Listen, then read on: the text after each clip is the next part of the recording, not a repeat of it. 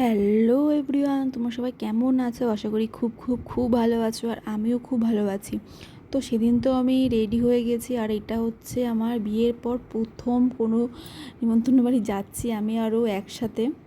এটা ছিল ওর বন্ধুর মেয়ের বার্থডে, তো সেখানে আমরা যাচ্ছিলাম। তো একটু দূরে, কিন্তু তাড়াতাড়ি আমাদের আসতে হতো, তার জন্য একটু তাড়াতাড়ি বেরিয়েছিলাম। আর রাস্তায় তো এখন বেরোলেই পুরো পুজো পুজো একটা লাগছে, কিন্তু মন থেকে আমরা ঠিক আনন্দ করতে পারছি না।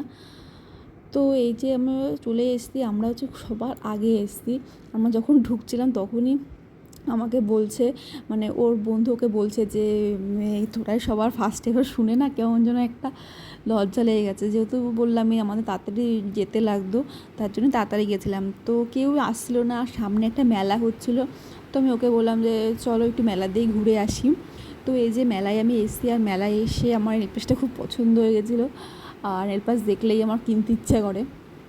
তো আমি একটা নেল পলিশ কিনলাম, আর এখানে একটু ঘুরে ঘুরে টুকটাক দেখছিলাম। তো এমন আমরা সেজে গেছিলাম। এবার সবাই ও বলছে কি যে দেখো সবাই আমাদের দেখে হাসবে, ভাবে মেলায় কেউ এত সেজে আসে।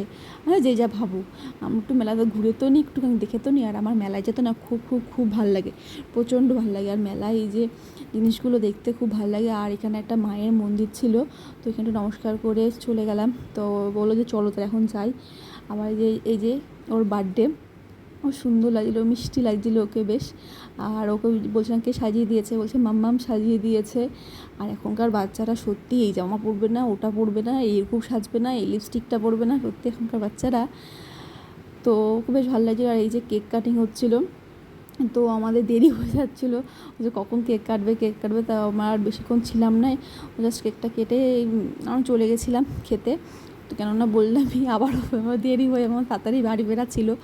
তো এই যে আমরা খেতে বসে গেছি, তখন অতটা ভিড় ছিল না, তো তাড়াতাড়ি বসে গেছি খেতে। তো বললো তাড়াতাড়ি চলো খেয়ে নিই তাড়াতাড়ির মধ্যে বেরোতে লাগবে। আর এই যে আমি বেরিয়ে পড়েছি খেয়ে দিয়ে। আর আমাদের না আমার একটুখানি মনটা খারাপ ছিল, কারণ আমার একটা পার্সোনাল একটা ব্যাপারে মন খুব খারাপ ছিল। আর এই যে বাড়ির রাতে চলে এসছে, আমাদের বাড়িতে আস্তে আস্তে 11টার মতো বেজে গেছে। তা একটু ভিডিও করে দাও না। তো ও বলছে কি যে না এখন ভিডিও করতে হবে না, রাস্তার মধ্যে ভিডিও করতে হবে না। আর এই যে আমাদের বাড়ির সামনে শ্বশুর বাড়ির সামনে পুজো হচ্ছে, পুজোর প্যান্ডেল। তো এই ছোটোখাটো ব্লগ ছিল। তো যদি ভালো লাগে একটা ভিডিওটা লাইক করো, কমেন্ট করো, শেয়ার করো, সাবস্ক্রাইব করো। তো টাটা বাই।